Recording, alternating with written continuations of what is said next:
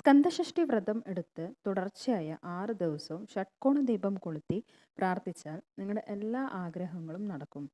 മഹാസ്കന്ദഷഷ്ഠി വ്രതത്തിൽ വളരെ പ്രധാനപ്പെട്ട ദീപമാണ് ഷട്കോണ ദീപം. ഷട്കോണ ദീപം മുരുക ഭഗവാന്റെ 6 അക്ഷരങ്ങളുള്ള സരവണ ഭവ എന്ന മൂലമന്ത്രത്തെ ബന്ധപ്പെട്ടതാണ്.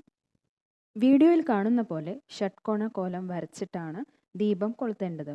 എല്ലാ എഡ്ജുകളിലും ഓരോ അക്ഷരങ്ങൾ വീതം എഴുതുക. അതായത് ഷ, ര, വ, ണ, ഭ, വ അങ്ങനെ എഴുതുക. സെൻറ്ററിൽ ഓം എന്ന് എഴുതുക.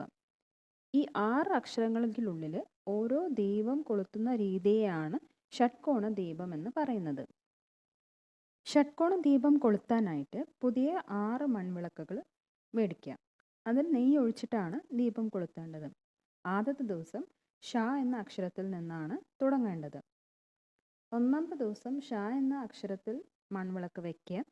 രണ്ടാമത്തെ ദിവസം ര, മൂന്നാമത്തെ ദിവസം വ അങ്ങനെ തുടർച്ചയായിട്ട് വയ്ക്കുക. ഇങ്ങനെ ഓരോ ദിവസവും ഓരോ മൺവിളക്ക് ആഡ് ചെയ്ത് വരണം. ഷട്കോണ ദീപം രാവിലെയും സന്ധ്യയ്ക്കും കൊളുത്തേണ്ടതാണ്. രാവിലെ വരച്ച കോലത്തിൽ വൈകിട്ടും വിളക്ക് കൊളുത്താം. പിറ്റേന്ന് മാച്ചിട്ട് വേണം വീണ്ടും കോലം വരച്ചിട്ട് വിളക്ക് കൊളുത്തേണ്ടത്. ഷട്കോണ ദീപം കൊളുത്തി മുരുക ഭഗവാനെ മനസ്സുരുകി പ്രാർത്ഥിച്ചാൽ ആഗ്രഹിച്ച കാര്യം എന്തായാലും നടക്കും.